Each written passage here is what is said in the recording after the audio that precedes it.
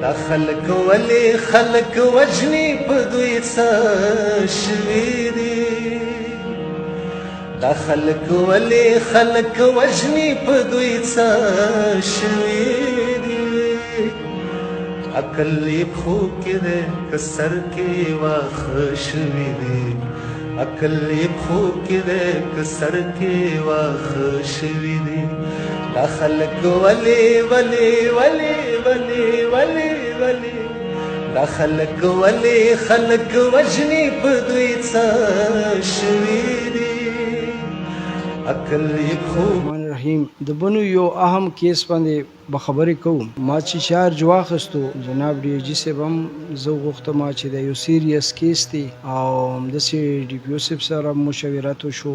بنو دا یو موږ ته چیلنجینګ کیس و. دې کې زما تفتیشي افسر او ایس ایچ او حوید ډیر زیات پرفارمنس دی او د اکیوز چې کوم دی د سسپیکټ په دې کیس کې دا یو د ښځې مډر شوی دی، قتل شوی دی په 18/8 باندې او شپې په باندې 12 بجې او یو نامعلوم اف آی آر درج کړی. نو هغه کې بستانه بیبي چې کوم مین رول و هغه الریډي مونږه جیل ته استولې دی. دې کې دا مونږ سره کوم ملزمان ولاړ دي او دا ملزمان 3 کسان دي: عطاءالله، سلیمان او فدا الله.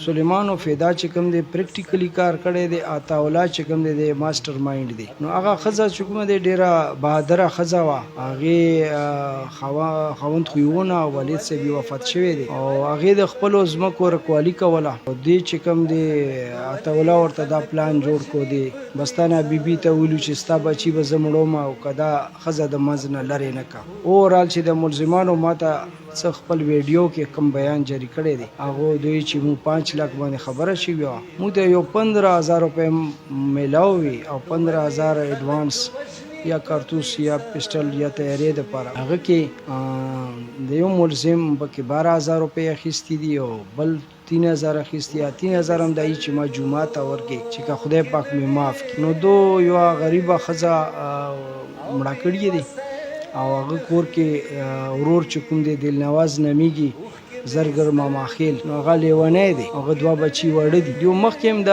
ځمکو قبضه ورنه کړې. نو د بنو کې یو دا ټرینډ دی چې خلک د غریب خلک ګوري، بې اصلي خلک ګوري، هغه مړ کوي، هغه جایداد باندې قبضه کوي. نو انشاءالله دا جایداد به دونه هم پاتې کېږي او د اجرتیانو هم خپل دغه د وګوري حالات وګوري چې دو ته به الله تعالی یو غټه سزا ورکوي.